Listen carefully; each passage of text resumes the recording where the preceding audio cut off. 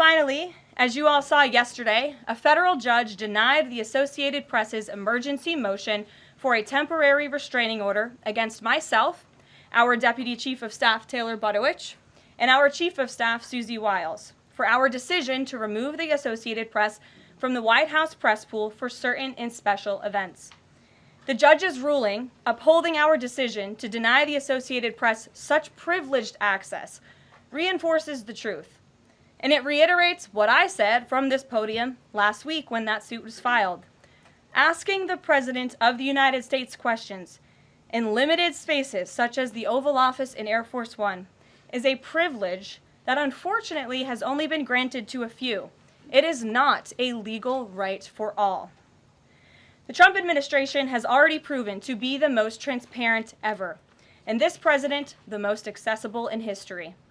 This is evidenced by President Trump's daily press conferences in the Oval Office, where he takes many questions from the journalists who have the honor and privilege of standing before the beautiful Resolute desk. The president and this entire White House are committed to ensuring the American people continue to receive this same level of historic transparency, access, and visibility. In fact, we want to double down and give even greater access to the American people. We want more outlets and new outlets to have a chance to take part in the press pool, to cover this administration's unprecedented achievements up close, front and center. As you all know, for decades, a group of DC-based journalists, the White House Correspondents Association, has long dictated which journalists get to ask questions of the President of the United States in these most intimate spaces. Not anymore. I am proud to announce that we are going to give the power back to the people who read your papers, who watch your television shows, and who listen to your radio stations. Moving forward, the White House press pool will be determined by the White House press team. Legacy outlets who have participated in the press pool for decades will still be allowed to join, fear not, but we will also be offering the privilege to well-deserving outlets who have never been allowed to share in this awesome responsibility. Just like we added a new media seat in this briefing room, legacy media outlets who have been here for years will still participate in the pool, but new voices are going to be welcomed in as well. As part of these changes, we will continue the rotation amongst the 5 major television networks to ensure the President's remarks are heard far and wide around this world. We will add additional streaming services which reach different audiences than traditional cable and broadcast. This is the ever-changing landscape of the media in the United States today.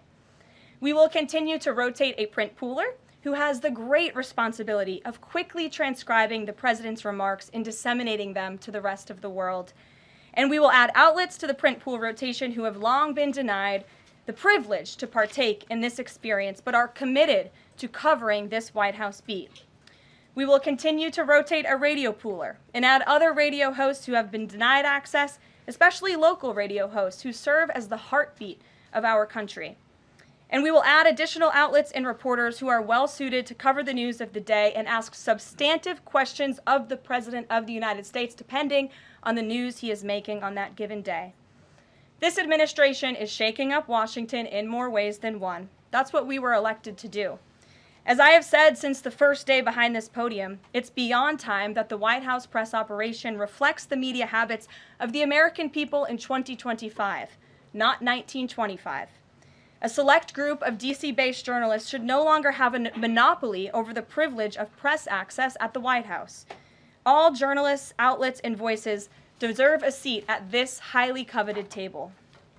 So by deciding which outlets make up the limited press pool on a day-to-day basis, the White House will be restoring power back to the American people who President Trump was elected to serve.